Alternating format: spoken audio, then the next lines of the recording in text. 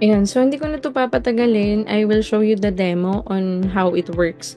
So, 'di ba yung una sabi ko nasa agency account lang siya ni Done For You. And now it can work to inter-agency. What I mean by that is even if you are under a different agency, you can still have or you can still install the Done For You payments. So, ganito siya. Okay, punta ako na sa sarili kong sub-account. So, this is my own sub-account. And dito sa payments, ayan, and then sa integration, ayan, installed na si Done For You payment. So, imagine, di ba, whatever agency you are in right now, or maybe you have your own agency, which is better. Kasi, isa din yun sa naging goal namin eh. Kasi nga, sabi, haba na naman yung kwento, no? Pero, yun nga eh, sabi ko nga, these people na mag-start pa lang sa freelancing journey nila, they have a vision na maging katulad natin, or not really me. So, ayan, hindi pa ako ganong level, pero they have a vision to really grow. That's why they look up to those people na nakita nila from the beginning, paano sila nag-grow unti-unti. And hanggang ngayon, they're still looking for people that will help them to grow.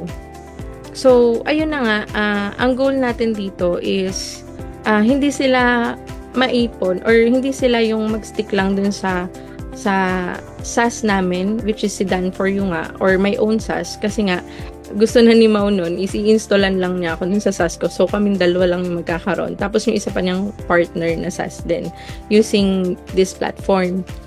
So, nung lumawak na nga yung vision na yun, mas lumawak na din yung mission namin na makatulong din dun sa mga kapwa namin Pilipino so that they will not just think na sub-account lang yung kukunin nila, but even go even higher or higher na magpo-purchase din sila ng sarili ng sub-account. And this payment method will allow them to have their own local payments even though may sarili na silang agency account. And syempre, yung kanila ding mga clients na magkakaroon ng sub-account under them, they can have access to this one. So, imagine that, di ba? So, yun yung naging vision namin. Okay, so, balik na ulit. Okay, so demo na tayo. I will demo you itong sa funnel, kung paano siya nag-work yung checkout. So, here, meron akong ginawang test funnel. And, puntahan natin yung okay, sorry. Ayan. Okay, so this is the checkout page. Ayan, and then I have my Zenlit dashboard open. So, wala pa siyang transaction, no? Kasi inintay ko talaga tong plug-in ni Mau or ni Done For You PH para lahat talaga ginawa ko before is workaround. Mukha siyang automated kasi nga may workaround ako sa automation, how to do those things. So, this one is the solid automation talaga na meron tayo kasi tingnan nyo na lang. Ayan, sobrang smooth niya. Ayan, and then let's go to next step. And let's complete order. Ayan, so wait lang natin. It will just process on its own. Ayan, tapos ito pa yung sobrang amazing doon kasi nung in-install to ni Mau, and even with the subscribers din, ito rin yung mangyayari. You will have your own brand name here and your own logo. So, imagine that, no? Para ka nang naka-white label payment integration. Okay, so, ayan na, andito na tayo and we will just test. Ito, naka-live to. Itong payment. So, let's choose GrabPay. So, ayan, may credit card, e-wallets, and banks. So, doon naman, depende kasi yun kung ano yung... So, ayan, nakuha na niya kagad yung Grab ko. Okay, so let's, pay na.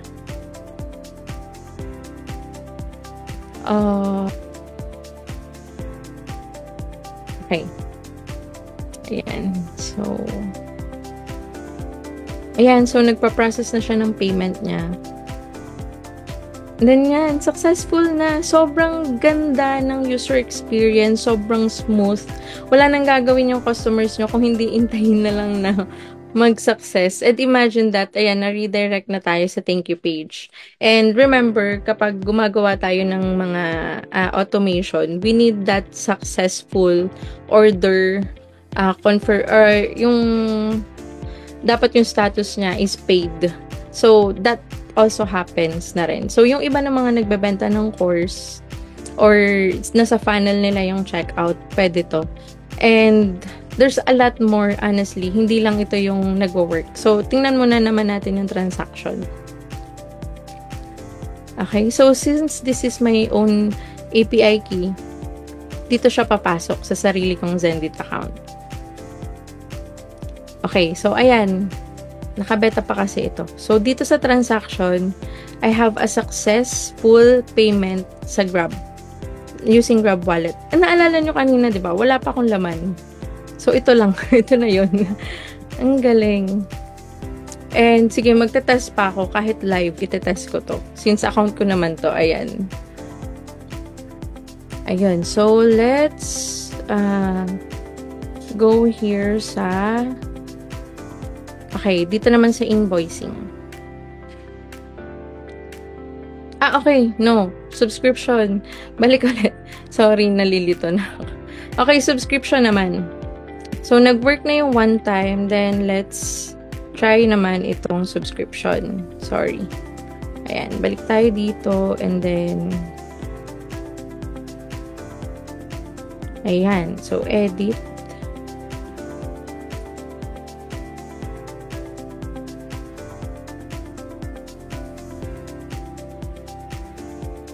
So, ayan. Ito na subscription with setup fee. Let's save it. And then, ayun na. May recurring na siya. Kanina one time lang. So, balik tayo sa checkout. And, let's go to the checkout. So, it's the same checkout. Pinalitan ko lang ng product. Okay. So, let's go to the next step. And, ayan. So, ayan. May 7 days trial lang tayo dito. So, you can also do that. And then, 20 per month after trial. May 50 pesos tayong setup fee. Okay, so let's complete the order.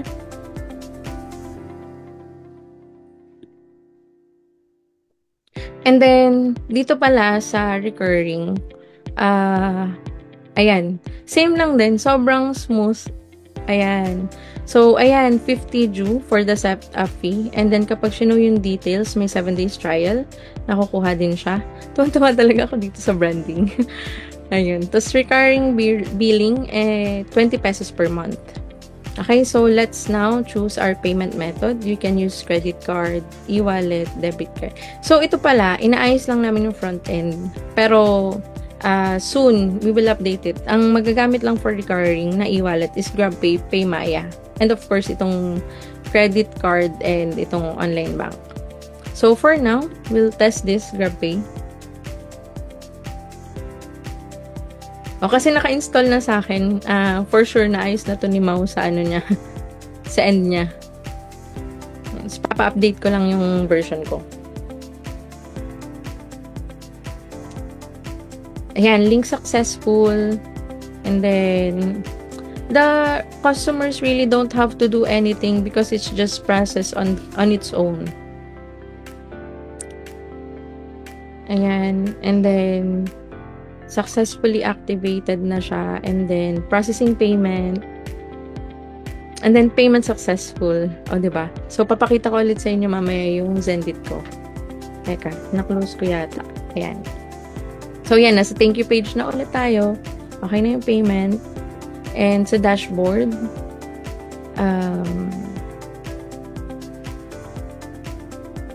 ayan, dalawa na siya. So, na-charge na ako ng 50 pesos. And, waiting na lang to settle kay Zendit. Pero, andito na siya kay Zendit. So, wala na tayong dapat ipag-worry dyan. Okay? And, dito rin, so, syempre, may mga transaction tayo kay GHL. Saan ba siya napupunta? So, pagpunta natin sa payments, andito siya sa transactions. Ayan. So, processing itong 50 pesos. And then, succeeded na ito. Okay? Pero, nakapasok na siya sa Sendit. Ayan. So, maybe na-delay lang ng konti yung...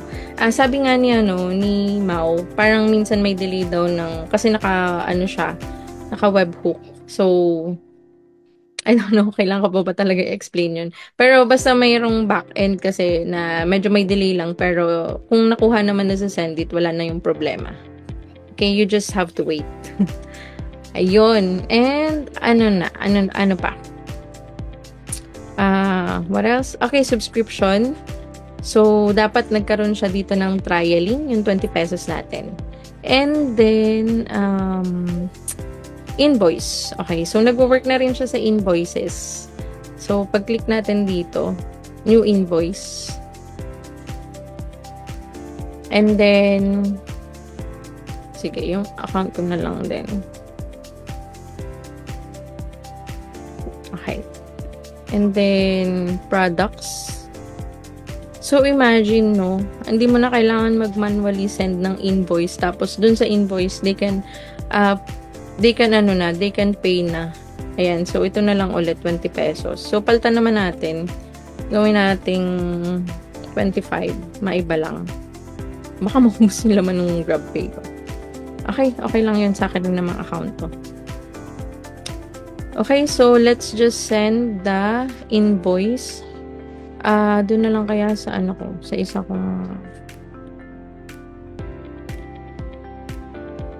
Hindi ko na siya mapaltan. Okay, so I have to open this. Kasi, okay lang. Kahit di ko pala siya open. Ito lang. Kailangan ko lang nitong link na to.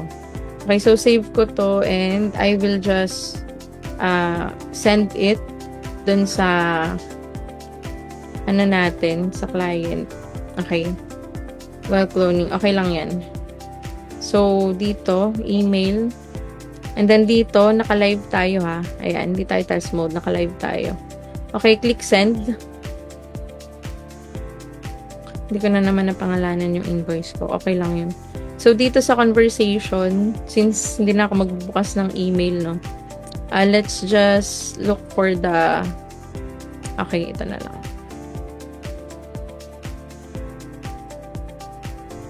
Yung demo.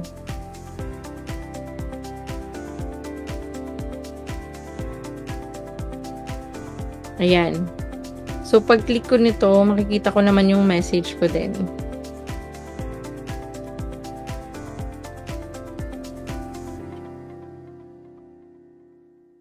Ito yon, invoice.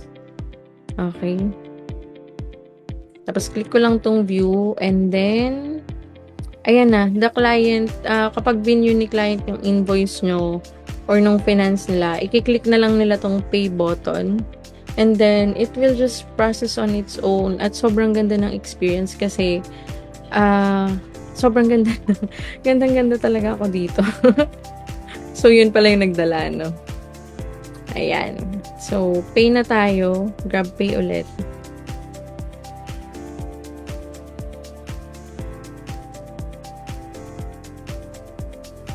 Ayan. Pay in full. Ayan.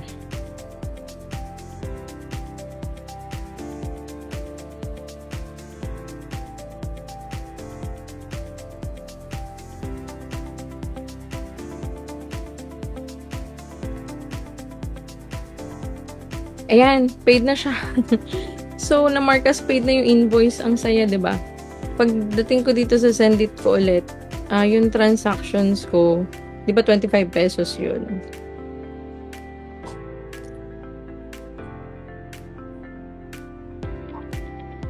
Hindi ko siya mahanap, pero andyan lang yun. Na-paid na siya dito eh. So, wait lang natin. Ito siguro yung may mga delay talaga. So, ayan, paid na siya dito. And, transaction. Ayan.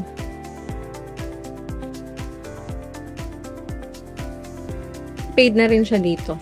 Okay? So, dito sa, ayan. So, ayan, nagpakita na siya. Diba? So, kanina nandito pala ako. Ayun, medyo delay pala siya sa detailed. Pero, ayan, nasa transactions na siya.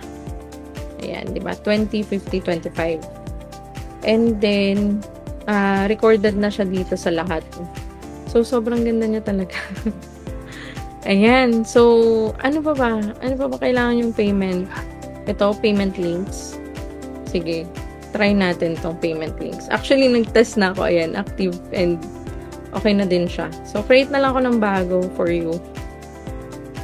Okay. So, select tayo ng product.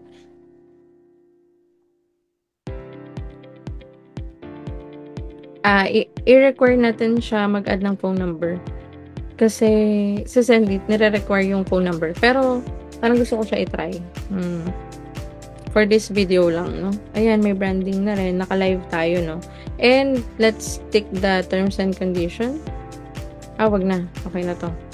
Sige, save natin. So, wala tayong phone number. Pero dapat may phone number siya kasi required, diba? Required siya ni Sendit. So, na-save na siya. Copy natin. And then, so, for example, nagbebenta kayo sa Messenger. Wala kayong funnel or whatsoever. Payment lang talaga siya. Checkout lang talaga siya. Payment link. So, ito yun. Ito, pwede nyo siyang gamitin. So, ayan, mag-pay tayo. Wala tayong,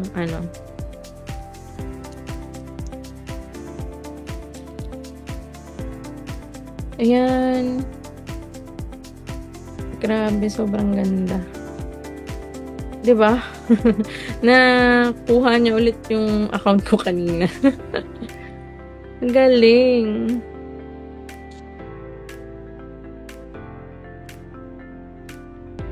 Ayan. Maubos na yung balance ko. Kate-test.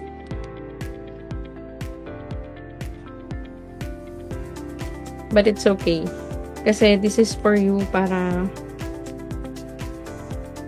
Okay.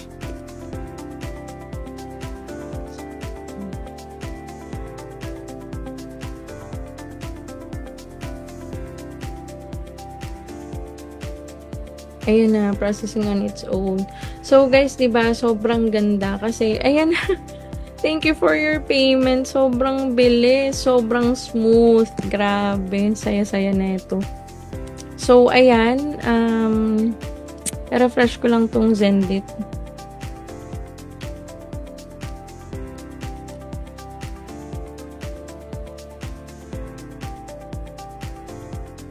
Ayan, so dito sa transaction, ayan na siya. Ito siya. Ang saya, no? So, ano pa? Oh, membership. Okay. So, yung mga nagtitinda ng course, actually sa funnel, pwede naman na rin kayong magpa-checkout dun eh. Pero, hindi siya nakontento, guys. Hindi nakontento si Dan for you. Gusto niya talaga kayong, tulungan. Gusto niya talaga na kompleto lahat. Sobrang metikuloso. So, ayan, may ginawa na akong test dito. Gusto niya mag-create pa ako ulit. Sige, create na lang tayo ng bago. Just for you na makita na everything is fresh, no? Test 3 tayo. Then, ito na lang din. Then, yun nating one time. Magkano ba yung binibenta yung course? So, syempre, live nga pala to, no? Pagpalagay na, 25 kanina. Gawin natin 28. Para iba-iba lang yung nakikita natin. So, live natin siya. Create natin.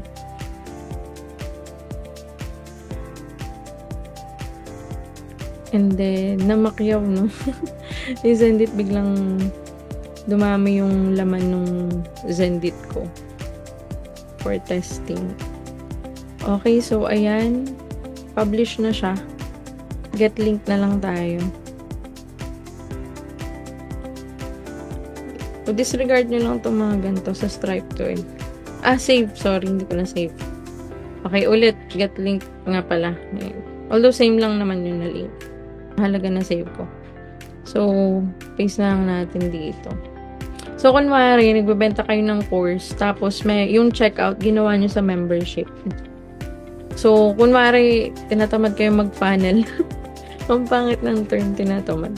Pero yung iba na very, gusto lang talaga ng straightforward checkout, especially those na, na they really don't need to do cold marketing. super hot audience.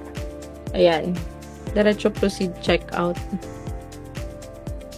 Okay, it's asking me to pay via payment gateway. Grabe no, hindi malilito yung users nyo what to click. Sobrang smooth lang. GrabPay ulit. 28 pesos.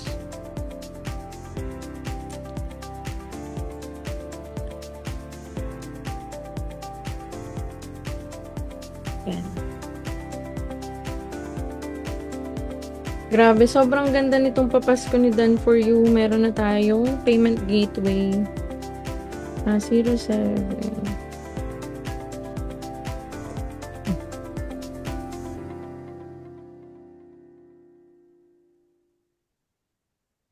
Ayan.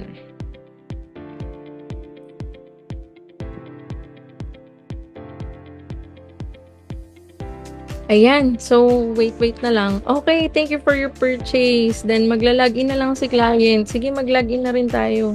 Pero parang nakalagin na dito yung sa asawa ko. So, kailanganin natin mag-log out, no? Kalagin kasi ako kanina, hindi ako nag-log out. So, log out natin.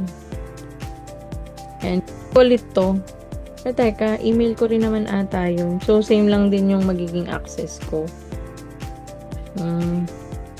Dapat pala ibang email yung ginamit ko. Ayan, so it will ask you to set a new password sana. Pero na-detect na niya kasi same email lang yung ginamit ko ito. Ayan, so it will have access na to your course. To the course, no? Ayan, eme. Ang saya, no? So, grabe. Nakakatuwa. Halos lahat, may integration na tayo dito. Kung may nakalimutan man ako, let me know lang. Ayan. Pero halos lahat nagawa na talaga niya ni Done For You. Okay. So, masyado nang mahaba tong video na to.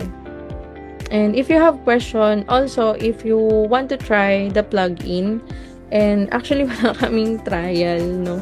So, you really will need to subscribe. So, if you are like someone na interested talaga to use this plugin, just message Done For You page or message nyo lang din ako and I will help you. I will guide you how to install it or how to subscribe dun sa plugin. Okay, thank you. Bye!